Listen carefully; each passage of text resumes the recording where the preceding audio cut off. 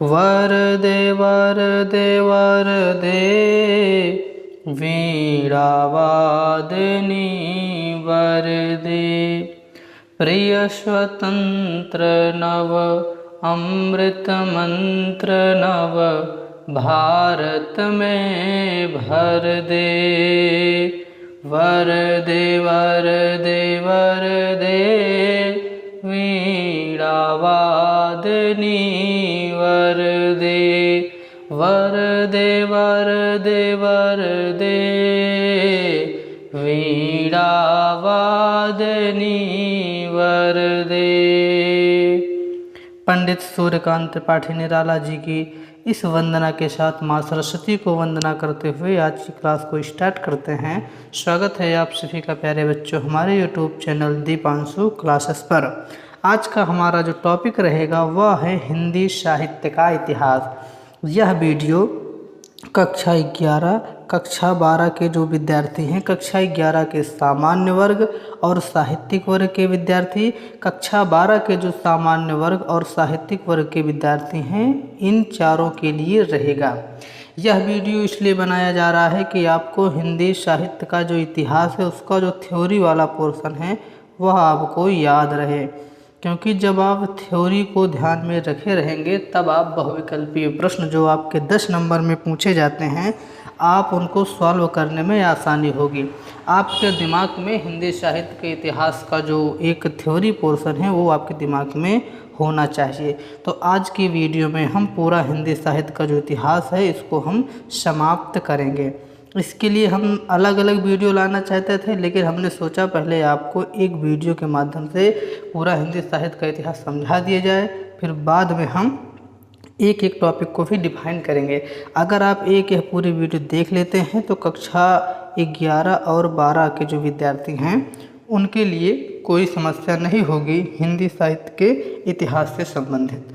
तो चलिए शुरू करते हैं आज का अपना टॉपिक है हिंदी साहित्य का इतिहास। ये जो पद है इसमें पद न लगाइए, सीधे लिखिए हिंदी साहित्य का इतिहास।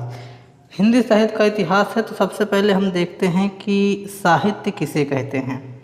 तो साहित्य की परिभाषा ये हमारी नोट्स है जो हमने बनाया था, तो आपके लिए इसको सुंदर सुंदर सज्जित रूप से हमने तैयार किया है। आप लोग भी इसको नोट्स जरूर बनाइएगा। सबसे पहले साहित्य की परिभाषा देखते हैं। साहित्य की परिभाषा है कि जीवन की मार्मिक अनुभूतियों की कलात्मक अभिव्यक्ति को हम जो भाषा के रूप में व्यक्त की जाए या भाषा के माध्यम से जो होती है वही आपकी साहित्य कहलाती है। यानी कि जीवन की जो आपकी मार्मिक अनुभूति हैं, जो आपकी कलात्मक अभिव्यक्ति है, उसी को आप जब भाषा के माध्यम से रच देते हैं या भाषा के माध्यम से बता देते हैं तो वह साहित्य कहलाती है। ये तो रही किताबी परिभाषा, लेकिन जो आपको याद करना है, जो मैं परिभाषा बता रहा हूँ, वह परिभाषा होगी कि जो समाज के लिए हितकारी रचना होती है उसे हम लोग साहित्य कहते हैं। एक लाइन में साहित्य की परिभाषा याद कीजिए कि जो समाज के लिए हितकारी हो वह साहित्य है। अब हम बात कर लेते हैं इतिहास किसे कहते हैं। इतिहास क्या है? तो जो हमें बीते हुए समय की जानकारी देता है वही आपका इतिहास कहलाता है। तो हिंदी साहित्य का जो इतिहास है, यानी हिंदी में जो बीत गया है साहित्य, जो पुराने 100-200 साल में जो लिखा गया है, 1000-2000 साल तक जो अंतराल में लिखा गया है, उस साहित्य को हम पढ़ेंगे तो हमारा क्या होगा? हिंदी साहित्य का इतिहास होगा। तो आपको साहित्य के बारे में और इतिहास के बारे में मूलभूत जानकारियाँ प्राप्त हो गई कि जो समाज के लिए हितकारी रचना है वह साहित्य है, और जो बीते हुए समय की जानकारी देता है, जो अतीत में हुई घटनाओं के बारे में जानकारी देता है, वह आपका इतिहास कहलाता है। तो इन दो चीज़ों को आप जान गए। तो अब चलिए हम आगे देखते हैं। आगे यहाँ पर लिखा गया है कि हजारों वर्षों के हिंदी साहित्य को सफलतापूर्वक समझने के लिए विभिन्न विद्वानों ने इसको अनेक खंडों में बांटा है। अब देखिए, ये हजारों वर्षों का हिंदी साहित्य का इतिहास है। अब उसको सफलतापूर्वक आसानी से समझने के लिए तो एक ही में तो खिचड़ी कर नहीं देंगे, तो उसके लिए क्या किया गया है? उसको खंडों में बांटा गया है। हजारों वर्ष का इतिहास है। इसको समझने के लिए खंडों में बांटा गया है। जब खंड में बांटा गया है तो उसका नाम रखा गया है काल विभाजन। उसको काल विभाजन किया गया है, तो काल विभाजन के नाम से यह जाना जाता है। अब देखते हैं किन किन लोगों ने काल विभाजन किया है। तो उनमें जो नाम आता है वह आता है डॉक्टर ग्रियर्सन का, मिश्र बंधु का, डॉक्टर राम कुमार वर्मा का, आचार्य रामचंद्र शुक्ल का। जो आचार्य रामचंद्र शुक्ल हैं, इन्होंने जो काल विभाजन दिया है वह सबसे ज़्यादा प्रमाणिक और सबसे ज़्यादा शुद्ध माना जाता है। आज विद्वानों ने हिंदी साहित्य के इतिहास को अलग अलग काल विभाजन किया है। तो इसमें से जो सबसे ज़्यादा प्रसिद्ध हैं जो हैं आचार्य रामचंद्र शुक्ल जी। तो हम आचार्य रामचंद्र शुक्ल जी के हिसाब से ही काल विभाजन को देखेंगे और हिंदी साहित्य के इतिहास को पढ़ने का प्रयास करेंगे। तो हिंदी के प्रसिद्ध आलोचक और इतिहासकार के काल विभाजन का सार्थक प्रयास आचार्य रामचंद्र शुक्ल जी ने अपने ग्रंथ हिंदी साहित्य के इतिहास में निम्न प्रकार से किया है।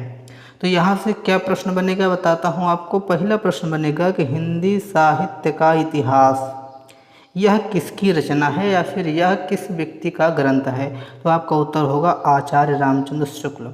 फिर प्रश्न बन सकता है कि यह इतिहास कब लिखा गया था। तो यह लिखा गया था 1929 ईस्वी में इसको लिखा गया था, इसको प्रकाशित कराया गया था।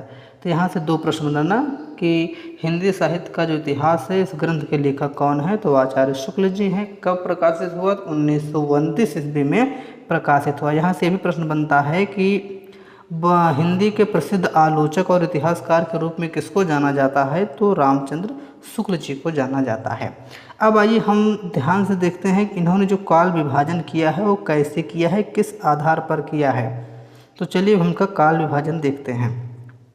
इन्होंने हिंदी साहित्य के इतिहास को 4 भागों में बांटा है। पहला है आपका आदिकाल, दूसरा है आपका पूर्व मध्यकाल, तीसरा है आपका उत्तर मध्यकाल, चौथा है आपका आधुनिक काल। अब आदिकाल को वीरगाथा काल कहा गया, पूर्व मध्यकाल को भक्ति काल कहा गया, उत्तर मध्यकाल को रीति काल कहा गया और आधुनिक काल को गद्य काल कहा गया है। तो देखा जाए तो हिंदी साहित्य के इतिहास को रामचंद्र शुक्ल जी ने 4 मूलभूत खंडों में बांटा। आदिकाल, पूर्व मध्यकाल, उत्तर काल या आधुनिक काल, या इसी को आप वीरगाथा काल, भक्ति काल, रीति काल और गद्य काल के रूप में कह सकते हैं। अब आइए देखते हैं कि इन सब की समय सीमा क्या है, यानी कब से लेकर के कब तक आदिकाल रहा, कब से लेकर के कब तक भक्ति काल रहा, कब से कब लेकर रीति काल और कब से कब तक गद्य काल रहा। तो सबसे पहले आदिकाल को हम चर्चा करते हैं। तो सबसे पहले आदिकाल को ही हम क्या कहते हैं? वीरगाथा काल। पेपर में अगर आ जाए कि वीरगाथा काल किसका नाम है तो आप बता दीजिएगा कि आदिकाल को ही हम वीरगाथा काल के नाम से जानते हैं। अब देखते हैं इसकी समय सीमा क्या है। इसकी समय सीमा है 1050 से लेकर के 1375 विक्रमी संवत तक। विक्रमी संवत जो होता है वह ईस्वी से 57 साल बड़ा होता है। तो 1050 से 1375 विक्रमी संवत तक क्या रहा? तो आपका आदिकाल चला। फिर भक्ति काल को देखेंगे तो इसी के आगे 1375 से लेकर के 1700 ईस्वी तक विक्रमी संवत तक क्या चला? भक्ति काल चला। और फिर उसके आगे जब रीति काल आया तो इसी से स्टार्ट हो गया विक्रमी संवत 1700 से लेकर के 1900 तक क्या चला आपका? तो उत्तर मध्यकाल या फिर रीति काल चला। फिर बात करते हैं आधुनिक काल की, जिसको हम गद्य काल कहते हैं। यह आपका 1900 ईस्वी से लेकर के अब तक चला आ रहा है। तो इस प्रकार से इसका काल विभाजन हुआ। अब देखिए यहाँ पर 1050 से लेकर के 1375 तक आपका आदिकाल रहा। फिर 1375 से लेकर के 1700 तक आपका भक्ति काल रहा। 1700 से लेकर के 1900 तक का आपका रीति काल रहा और 1900 से लेकर से अब तक जो चला आ रहा है वह आपका आधुनिक काल है। तो आप इसको दिमाग में बैठा लीजिएगा, क्योंकि पेपर में प्रश्न पूछा जाता है कि भक्ति काल की समय सीमा बताइए। आपको ऑप्शन दे देगा तो उसी ऑप्शन में एक ऑप्शन ये भी रहेगा 1375 से लेकर के 1700 विक्रमी संवत तक। इसी तरह पूछ सकता है कि आदिकाल की समय सीमा बताइए। तो आदिकाल की समय सीमा है 1050 से लेकर के 1375 विक्रमी संवत तक। तो ये जो 4 भाग में इसको विभाजित किया गया, आदिकाल, पूर्व मध्यकाल, उत्तर काल, आधुनिक काल या वीरगाथा काल, भक्ति काल, रीति काल और गद्य काल। इन 4 को आप नाम के साथ और इनका जो ये सन है इन दोनों को आप साथ साथ याद रखिएगा। अब चलिए एक एक काल को हम पढ़ते हैं। आदिकाल के बारे में पढ़ेंगे, फिर पूर्व मध्यकाल के बारे में, उत्तर मध्यकाल के बारे में और आधुनिक काल के बारे में। यही 4 काल को हम पूरा हिंदी साहित्य का इतिहास कहते हैं। आप कक्षा 12 में हैं और 11 वाले दोनों विद्यार्थियों के लिए केवल यही 4 काल को महत्वपूर्ण दिया है और ये 4 काल आपको पढ़ना है अच्छे से। इसी में पूरा हिंदी साहित्य का इतिहास समाया हुआ है। चलिए फिर अब इन्हीं को एक एक करके बारीकी से देखते हैं। तो यहाँ पर इसको पूरा, अब वो तो रहा एक डायग्राम, अब यहाँ पर आपको पूरा का पूरा हिंदी साहित्य का इतिहास देखने को मिल जाएगा। अब पूरा हिंदी साहित्य का इतिहास कैसे देखने को मिलेगा, देखिए आपका टॉपिक है हिंदी साहित्य का इतिहास यानी हिंदी काव्य का काल विभाजन। एक मिनट रुकिए, कलर चेंज कर लेते हैं। हम कलर करते हैं कौन सा, ये वाला रेड कर ले, ठीक है रेड करते हैं। सबसे पहले टॉपिक है हिंदी काव्य का काल विभाजन। काल विभाजन हमने बताया कितने काल हैं, 4 काल हैं, आदिकाल, भक्ति काल, रीतिकाल और आधुनिक काल। इस चार्ट का आप स्क्रीनशॉट ले लीजिएगा और अच्छे से रखे रहिएगा, क्योंकि हिंदी साहित्य का जो इतिहास है पूरा इसी चार्ट में है। इसी को हम कहते हैं डायग्राम। तो अब हम देखते हैं आदिकाल क्या है, भक्ति काल क्या है और रीतिकाल क्या है और आधुनिक काल क्या है। तो आदिकाल जो है, आदिकाल को विद्वानों ने 5 प्रकार में बांटा है। एक है सिद्ध साहित्य, एक है जैन साहित्य, एक है नाथ साहित्य, एक है रासो साहित्य और एक है लौकिक साहित्य। आदिकाल में आपको इन 5 चीज़ को पढ़ना पड़ता है। सिद्ध साहित्य, जैन साहित्य, नाथ साहित्य, रासो साहित्य और लौकिक साहित्य, ये आपका आदिकाल है। फिर बात करते हैं भक्ति काल में। भक्ति काल को 2 भागों में बांटा गया, एक निर्गुण भक्ति में, एक सगुण भक्ति में। निर्गुण भक्ति क्या होती है, निर्गुण भक्ति वह होती है जिसमें ईश्वर के रूप का वर्णन ना किया जाए, मतलब कि जो ईश्वर हैं वह निराकार है, उनका कोई आकार नहीं है, तो वह निराकार है, तो हम उसको निर्गुण भक्ति कहते हैं। सगुण भक्ति उसे कहते हैं जिसमें ईश्वर को एक माध्यम माना गया है कि हाँ ईश्वर होते हैं, उनका कोई आकार है, निश्चित उनका रूप रेखा सब है, तो वो मानने वाले जो कवि हैं उस सगुण के अंतर्गत आते हैं। तो भक्ति काल को 2 भागों में बांटा गया, एक निर्गुण में, एक सगुण में। अब बात करते हैं निर्गुण को फिर से 2 भागों में बांट दिया गया, एक था ज्ञानाश्रय, एक था प्रेमाश्रय। तो जैसे जो लोग मानते थे कि भगवान का कोई आकार नहीं है, भगवान निराकार है, तो उसमें भी 2 विभक्ति हो गए, मतलब 2 लोग विभाजित हो गए अलग अलग। एक मानने लगे कि ईश्वर को हम पहुँच सकते हैं ज्ञान के माध्यम से, ईश्वर को हम ज्ञान के माध्यम से जान सकते हैं। जो ज्ञान के माध्यम से जानने वाले थे वो ज्ञानाश्रय शाखा में चले गए, जैसे साधु संत हुए। और जो कहे कि हम ईश्वर को प्रेम से जान सकते हैं, उन्होंने क्या करा, तो वो अपना प्रेमाश्रय शाखा में आ गए। जो सूफी लोग हुआ करते थे, ये प्रेम के माध्यम से ईश्वर का भजन करते थे और ईश्वर को मतलब ईश्वर तक पहुँचने का मार्ग अपना प्रशस्त करते थे। तो इस प्रकार से हो गया। अब दूसरा जो सगुण है, जो कहते थे कि हाँ ईश्वर है, ईश्वर का कोई आकार है, ईश्वर का आकार है, ईश्वर को हम देख सकते हैं, सुन सकते हैं, उनके आकार को हम देख सकते हैं, सब कुछ कर सकते हैं, तो सगुण वाले हैं। सगुण में भी 2 शाखा हुए, सगुण में भी 2 शाखा हुए। एक वो हुए जो कृष्ण को माने, जैसे सूरदास वगैरह हुए, मीराबाई हैं, ये सब कृष्ण भक्ति शाखा के अंतर्गत आ गए। और एक वो माने जो राम को माने, मर्यादा पुरुषोत्तम राम को, जैसे तुलसीदास जी हैं, तो भी भक्ति काल के कवि हैं, तो उन्होंने राम को भक्ति काल का माना, मतलब राम के ऊपर रचना गई, तो राम भक्ति शाखा के अंतर्गत आए। सूरदास हुए, रहीमदास हुए, मीराबाई हुई, उन्होंने कृष्ण भगवान के ऊपर अपनी भावना को, अपनी भक्ति को ज्ञापित किया, प्रकाशित किया, उल्लेखित किया, तो वो लोग कृष्ण भक्ति शाखा के अंतर्गत आ गए। तो इस प्रकार से आदिकाल देखा आपने, भक्ति काल देखा। भक्ति काल का 2 भागों में बांटा, निर्गुण और सगुण। फिर निर्गुण को 2 भागों में बांटा गया, ज्ञानाश्रय, प्रेमाश्रय। सगुण को कृष्ण भक्ति और राम भक्ति शाखा में। अब बात करते हैं रीतिकाल के बारे में। रीतिकाल को 3 काव्य में बांटा गया, रीतिबद्ध, रीति मुक्त और रीति सिद्ध।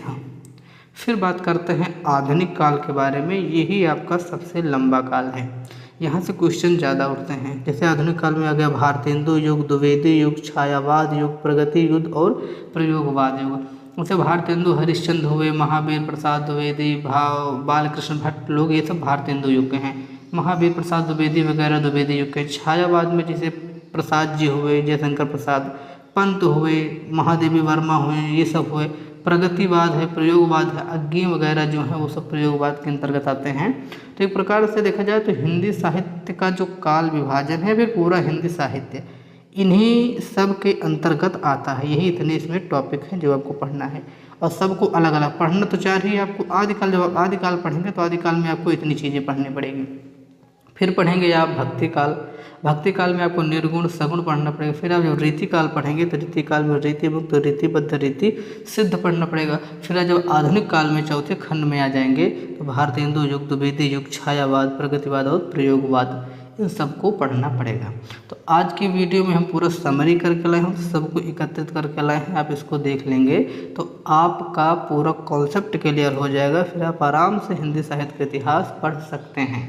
उसके बाद अब हम अगला जो वीडियो बनाएंगे वह एक एक करके, एक वीडियो में आदिकाल ख़त्म करेंगे, फिर भक्तिकाल, फिर रीतिकाल, फिर आधुनिक काल, वहाँ से भी आप याद कर सकते हैं।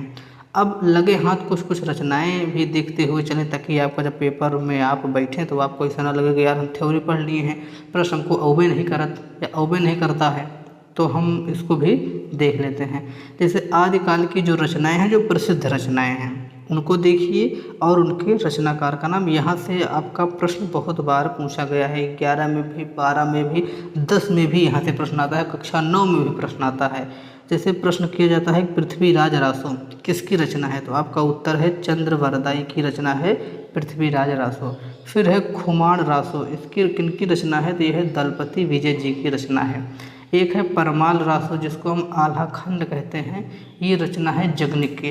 जिससे आल्हा खंड गांव में गाया जाता है सावन के मास में। आपने सुना भी होगा कि 12 बरस ले कुकुर जीवे और 11 ले जिए सियार, बरस 18 छत्री जीवे आगे जीवन को धिक्कार। तो यह आपका आल्हा खंड है। तो जो परमाल रासो है, जिसे हम आल्हा खंड के नाम से जानते हैं, इसको किसने लिखा है, जगनिक। कभी कभी आपसे डायरेक्ट क्वेश्चन करता है परमाल रासो के रचनाकार कौन है, विकल्प में आपके जगनिक रहते हैं, इसको भी याद कीजिए। अगला है बीसल देव रासो, इसके रचनाकार है नलपति नाल्ह। हमीर रासो के रचनाकार हैं सारंगधर। तो ये जो 5 है, पृथ्वीराज रासो, खुमाण रासो, परमाल रासो, बीसल देव रासो और हमीर रासो, इन 5 रचनाओं का नाम और उनके लेखक का नाम आपको कंठस्थ होना चाहिए। पृथ्वीराज रासो के चंद्रवरदाई हैं, खुमाण रासो के दलपति विजय हैं, परमाल रासो के जगनिक हैं, बीसल देव रासो के नलपति नाल हैं, हमीर रासो के सारंगधर हैं। आपको जिसे याद नहीं होता ट्रिक भी थोड़ा देख लीजिए। पृथ्वीराज रासो का चंद्रवरदाई आपको सदैव याद रहता है, दिमाग में आप कक्षा 9 से पढ़ते हैं, याद है। अब खुमाण रासो में आपको कन्फ्यूजन है तो आप ट्रिक लगाइए खुद। अगर खुद, जैसे खुमाण रासो देखें तो आप याद करिए खुद से खुमाण रासो और दा से दलपति विजय, तो आपको याद रहे खुद से आप ट्रिक में आप दलपति विजय पा जाएंगे। बीसल देव रासो है तो इसमें आप याद कर लीजिए बीन, बी से बीसल देव रासो, ना से नलपति नाल। हमीर रासो है तो इसका आप याद कर लीजिए हस, हा और सा, हस से क्या हुआ, हमीर रासो का सारंगधर हुआ। अब इतना तो हम आपको ट्रिक बता दिए, अब इससे ज़्यादा तो भाई कुछ ना कुछ तो याद करना पड़ेगा सर ना, तो इतना तो आप समझिए। आदिकाल की रचनाएं रचयिता हो गए आप इसके। अब बात करते हैं भक्तिकाल की, जो महत्वपूर्ण रचनाएं हैं। भक्तिकाल की रचनाएं एवं रचयिता, 6-7 रचनाएं भक्तिकाल की जो इम्पोर्टेंट है उसको लाए हैं। जैसे सूरदास की जो रचना है सूर सागर, ये इम्पोर्टेंट है। गोस्वामी तुलसीदास जी की रचना रामचरितमानस, कबीर दास जी की बीजक है, बीजक में साखी शब्द रमैनी है। उसके बाद मलिक मोहम्मद जायसी की रचना है पद्मावत, बहुत बार पूछी गई है कि पद्मावत किसकी रचना है, तो मलिक मोहम्मद जायसी साहब की रचना है पद्मावत। और पद्मावत जो रचना है यह अवधी भाषा में लिखा गया रचना है, और यह क्या है, यह महाकाव्य है, अवधी भाषा का ये महाकाव्य है पद्मावत, जिसके रचयिता मलिक मोहम्मद जायसी हैं।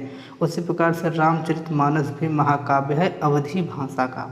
फिर बात करते हैं मंझन की रचना है उस्मान मधुमालती चित्रावली, ये रचनाकार का नाम, मतलब ये सही रचयिता हैं, क्या बोलते हैं, रचनाएं हैं। चित्रावली हैं, उस्मान है, ये सब मंझन की रचना है। एक रचना है मृगावती, ये कुतुबन की रचना है।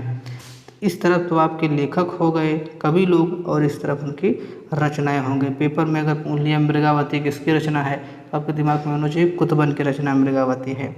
पूछ लिया पद्मावत किसकी रचना है, तो मलिक मोहम्मद जायसी साहब की रचना है। बीजक आपसे पूछ लिया तो आपके दिमाग में होना चाहिए कबीरदास की रचना है बीजक।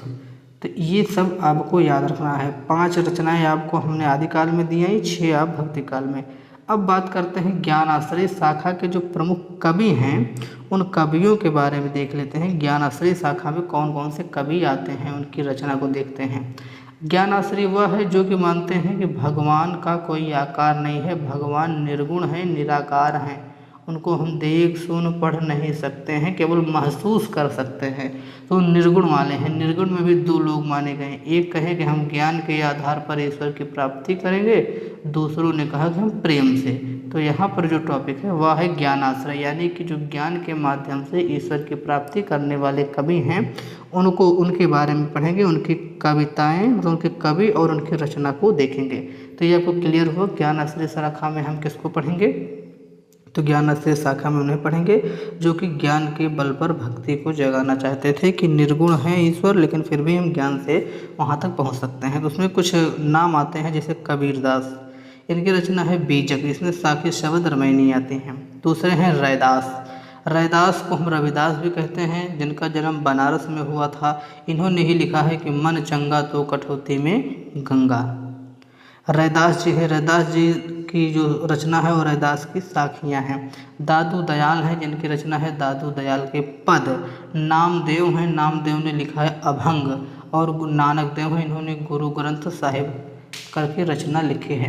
तो अगर कोई पूछ ले ज्ञानाश्रय शाखा के कुछ कवियों का नाम बताओ, तो कबीरदास, रैदास, दादू दयाल, नामदेव, नानक देव, उसके बाद आते हैं सुंदरदास, ऐसे करके आते हैं। और भी कवि हैं इसमें, उन सब का नाम भी है, लेकिन महत्वपूर्ण जो आपके पेपर में पूछे जाते हैं वो यही 5 हैं। इनको आप कंठस्थ करें, याद करें, और उसका नोट्स भी बना लें आप। अब बात करते हैं प्रेमाश्रय वाले कि जो निर्गुण हैं, मतलब मानते हैं कि ईश्वर को हम निर्गुण, मतलब ईश्वर निर्गुण है, जिनका आकार नहीं है, लेकिन वो कहते हैं कि हम इनको प्रेम के माध्यम से प्राप्त करेंगे, प्रेम के माध्यम तक इन तक पहुँचेंगे। तो प्रेमाश्रय शाखा के कवि हुए। तो प्रेमाश्रय शाखा के कवि और उनकी रचना के बारे में हम बात करते हैं। प्रेमाश्रय शाखा के समय इस साइड कवि हो गए और इस साइड उनकी रचना हो गई।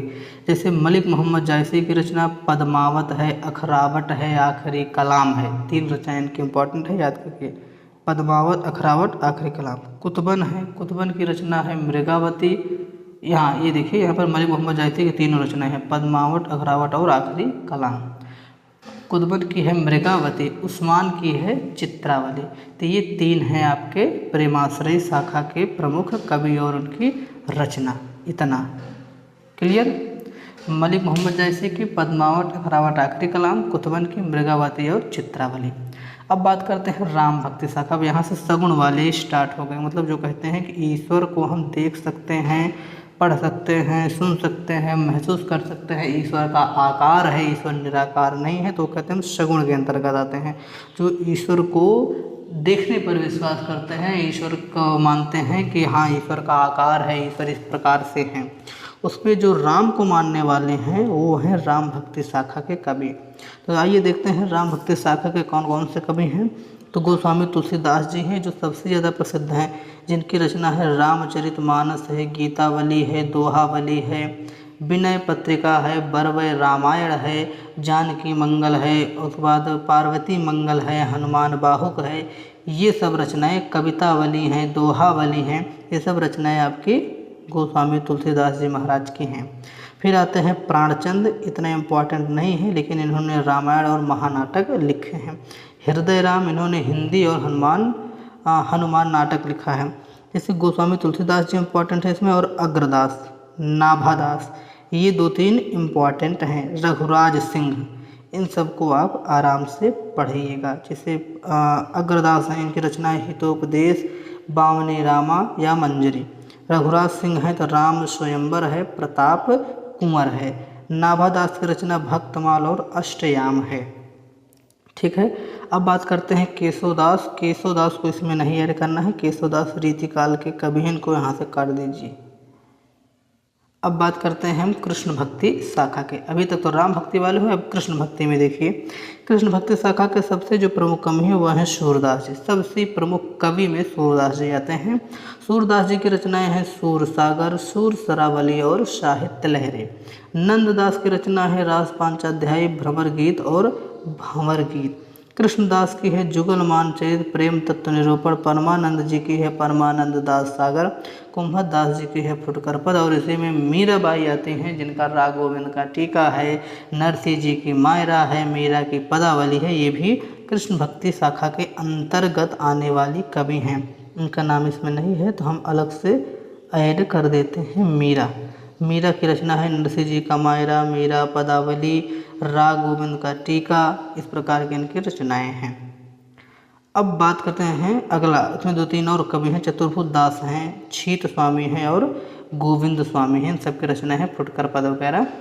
अब यहाँ पर लिखा गया कि इन कवियों को हम अष्टछाप कवि के रूप में भी जानते हैं। ये जो 8 कवि हैं इनको हम अष्टछाप के नाम से जानते हैं। अष्टछाप कवियों के बारे में पूछा जाए तो उसमें सूरदास, नंददास, कृष्णदास, परमानंद दास, कुंभन दास। उसके बाद एक थोड़ा छोटा कर दें ताकि सभी एक ही लाइन में आ जाएं यहाँ तक। अष्टछाप कवियों में कौन कौन आते हैं? सूरदास, नंददास, कृष्णदास, परमानंद दास, कुंभन दास, चतुर्भुज स्वामी, छीत स्वामी और गोविंद स्वामी। ये जो 8 हैं ये आपके क्या हैं? ये आपके जो 8 हैं ये अष्टछाप के कवि हैं। यहाँ पर नोट करके लिखा भी गया है कि इन कवियों को हम अष्टछाप के कवि के रूप में भी जानते हैं। अब आ जाता है परंपरा मुक्त कवि। परंपरा मुक्त कवि कौन कौन से हैं? जैसे रहीम दास जी हैं, इन्होंने रास पांचाध्यायी, वैरव, रहीम दोहा ये सब लिखा है। ये परंपरा से मुक्त हैं, इनके ऊपर कोई नहीं कि हम ठीक है। कवि गंग हैं, इन्होंने फुटकर लिखा। सेनापति करके हैं, इन्होंने कवित्र रत्नाकर का और काव्य कल्प द्रुम लिखा। अब बात करते हैं रीतिबद्ध एवं उनकी प्रमुख रचना।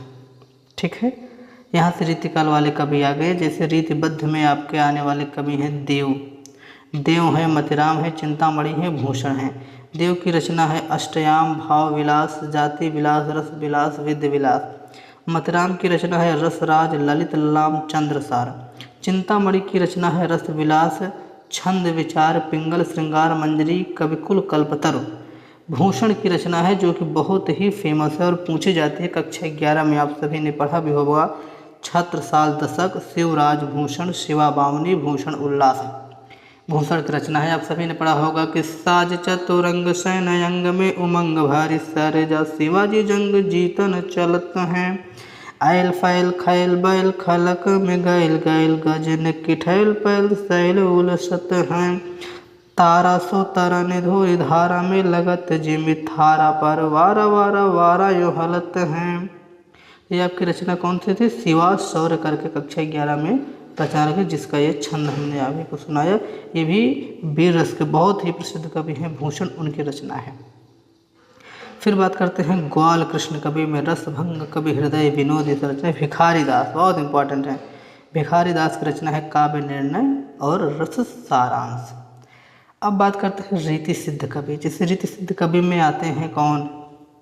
बिहारी, पद्माकर, सेनापति, रसनिधि, वृंद, विक्रम शाह। इसमें सबसे ज़्यादा इंपॉर्टेंट आपके बिहारी हैं, पद्माकर हैं, सेनापति हैं। इन 3 को याद कीजिए। बिहारी की रचना है बिहारी सतसई, जिसमें 719 दोहे हैं। पद्माकर हैं जो जगत विनोद और पद्माभरण रचना है। सेनापति की जो रचना है कवित्त है, रत्नाकर है। ये 3 आपके इम्पॉर्टेंट हैं और आप चाहें तो इनको भी देख लें। राम सहाय की रचना राय सतसई है, विक्रम शाह की विक्रम सतसई है, वृंद की वृंद सतसई है। लेकिन आपके पेपर में आने वाले बिहारी, पद्माकर और सेनापति ही हैं। ये क्या है? रीति सिद्ध कवि हैं। अब रीति मुक्त कवियों के बारे में देखते हैं कि रीति मुक्त कवि और उनकी प्रमुख रचनाएं कौन कौन से हैं। रीति मुक्त में आते हैं घनानंद आते हैं, सबल सिंह चौहान है, जोधा राम है, लाल है, बुद्ध सिंह चौहान है। लेकिन इसमें भी सबसे ज़्यादा इंपॉर्टेंट घनानंद है। घनानंद की रचना है सुजान, सागर, विरह लीला और कौन सी रचना? कोकसा।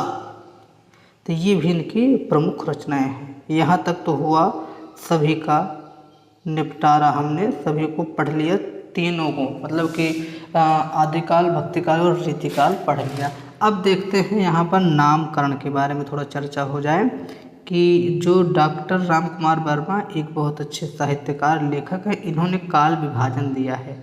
इन्होंने कौन कौन सा काल विभाजन दिया है, तो इन्होंने काल विभाजन किया है। वैसे मैं सोच रहा हूँ ये वाला टॉपिक आपको बाद में पढ़ा, नहीं तो आपको कन्फ्यूजन होगा। चलिए छोड़िए, काल विभाजन जब आपको सेपरेट वीडियो बताएंगे तब बताएंगे, नहीं तो आपको कन्फ्यूजन हो जाएगा। हम आपको सीधे ले चलते हैं आदिकाल पर।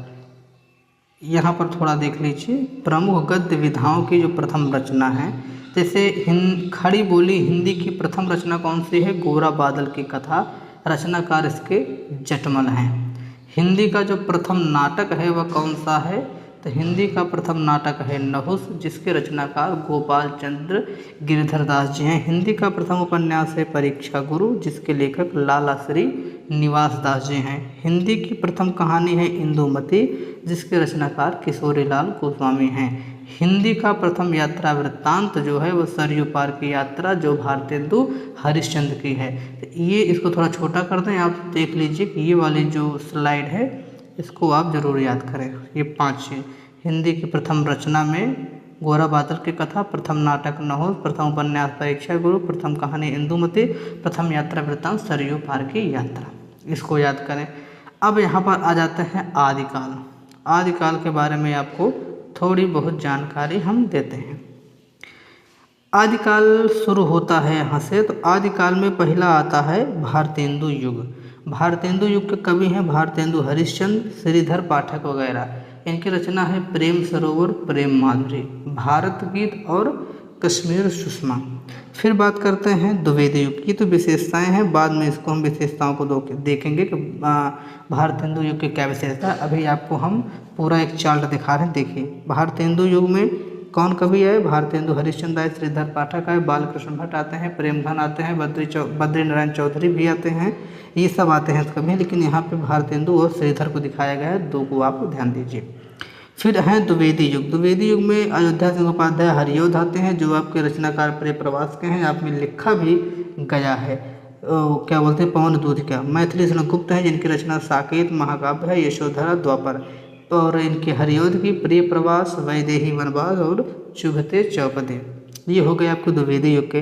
फिर आता है छायावाद युग। छायावाद युग में जयशंकर प्रसाद हैं, महादेवी वर्मा है, पंत जी हैं, निराला जी हैं। ये सब आपके क्या बोलते हैं, छायावाद के कवि हैं। जयशंकर प्रसाद की रचना है झरना है, लहर है, आंसू है, कामायनी है, चंद्रगुप्त है, स्कंदगुप्त है, ध्रुव सामने है, आकाशदीप है।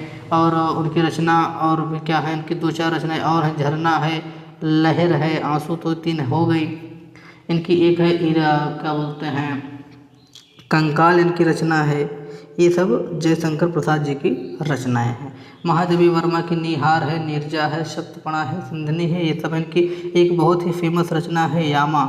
यामा महादेवी वर्मा की बहुत फेमस रचना है। कक्षा 12 में यह रचना पूछी भी गई है। अब बात करते हैं प्रगतिवादी काव्य धारा में आते हैं पंडित सूर्यकांत त्रिपाठी, निराला और दिनकर साहब। जूही की कली, बेला, कुरमुत्ता, अनामिका, परिमल, ये सब रचना पंत जी की हैं। सूर्यकांत त्रिपाठी निराला जी के हैं। राम की शक्ति पूजा भी इन्हीं की रचना है। रामधारी सिंह दिनकर की रचना है कुरुक्षेत्र, रश्मि रथी, हुंकार, ये सब। कलम आज उनकी जय बोल। फिर आते हैं प्रयोगवादी कविता में सच्चिदानंद हीरानंद वात्स्यायन जी हैं। इनकी रचना है आंगन के पार द्वार, हरी घास पर क्षणभर। भवानी प्रसाद मिश्र की रचना है गीत फरोश। तो इस प्रकार से हमने जो आधुनिक काल है उसको भी देखा। आधुनिक काल में भारतेंदु युग, द्विवेदी युग का, छायावादी, प्रगतिवादी और प्रयोगवादी, इसके कुछ कुछ कवि के बारे में हमने देखा और उनकी रचनाओं के बारे में हमने देखा। अब यहाँ के बाद अब हम वीडियो करते हैं समापन, क्योंकि आपको हमने चारों काल के बारे में एक संक्षिप्त जानकारी दे दी। अब आपको हिंदी साहित्य का इतिहास पढ़ने में, समझने में आसानी होगी। उसके बाद हम प्लेलिस्ट बनाएंगे। प्लेलिस्ट बना दे रहे हैं। एक प्लेलिस्ट का नाम होगा हिंदी साहित्य का इतिहास। हिंदी साहित्य का इतिहास करके प्लेलिस्ट बनाएंगे। उसमें हम हिंदी साहित्य के इतिहास से संबंधित जितनी भी वीडियो होंगी उन सभी को हम अपलोड कर देंगे। आप सभी लोग उसको जा कर के चेक कर लीजिएगा। आज तो हमने आपको एक वन वीडियो के माध्यम से, सिंगल वीडियो के माध्यम से आपको जानकारी दी किसकी, तो हिंदी साहित्य के इतिहास के। अब हम आपको आदिकाल, भक्ति काल और रीतिकाल, उसके बाद आधुनिक काल, इसके बारे में आपको जानकारी हम 4 वीडियो अलग अलग बनाएंगे, जिसमें आदिकाल, भक्तिकाल, रीतिकाल और आधुनिक काल के बारे में विस्तृत चर्चा करेंगे। हाँ, मैं इतना दावा कर सकता हूँ कि आप लोग यह पूरा वीडियो जो विद्यार्थी देखा है वह हिंदी साहित्य का जो इतिहास का एक सारांश वाला पार्ट होता है, ओवर का जो ओवरव्यू होता है, वह उसके दिमाग में बैठ गया है कि कैसे हमको हिंदी साहित्य का इतिहास पढ़ना है। अब आपने कहा कि हमने तो इसको पढ़ लिया, लेकिन मेरे को इससे फ़ायदा क्या होगा? इस हाँ तो क्वेश्चन बनेगा नहीं, क्वेश्चन तो बहुविकल्पी आते हैं 10 नंबर के। तो आप चिंता मत कीजिए, मैं लगभग आपको 100 प्रश्न कराऊंगा ऐसे, जो आपको 100 प्रश्नों में ये मिल जाएंगे। 100 प्रश्न करते करते मैं 5 वीडियो बनाऊंगा, जिसमें लगभग आपको 400 से 500 महत्वपूर्ण प्रश्न कराऊंगा, जहाँ से आपके 10 नंबर आ ही जाएंगे। तो आप टेंशन मत लीजिए। आज मैंने ये वाला वीडियो अपलोड करके आपको ओवरव्यू दे दिया। अब हम बात करेंगे हिंदी गद्य पद्य साहित्य के इतिहास का, जो बहुविकल्पीय प्रश्न है, मोस्ट इम्पॉर्टेंट जो प्रश्न हैं उन पर चर्चा की जाएगी।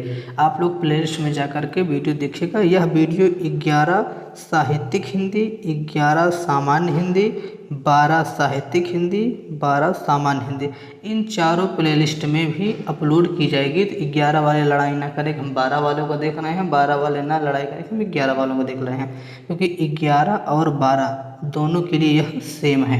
वैसे इसको 9, 10, 11, 12 सभी को देखना था, लेकिन मैंने सोचा कि 9 और 10 वाले विद्यार्थियों के लिए थोड़ा ये ज़्यादा कठिन हो जाएगा, इसलिए हमने कहा हटाओ, इसको 11, 12 वाले विद्यार्थी देखें। इसको देखने के बाद आप सभी लोग बहुविकल्पी वाला वीडियो भी ज़रूर देखिएगा। ठीक है, तो फिर आपको वीडियो कैसा लगा सभी लोग कमेंट करके ज़रूर बताएं। फिर मुलाकात होगी आप सभी से किसी और वीडियो में। आप लोग प्लेलिस्ट ज़रूर चेक करें। तब तक इजाज़त दीजिए। आप सभी लोग ऐसे हंसते रहें, मुस्कुराते रहें। फिर मिलेंगे नेक्स्ट वीडियो में।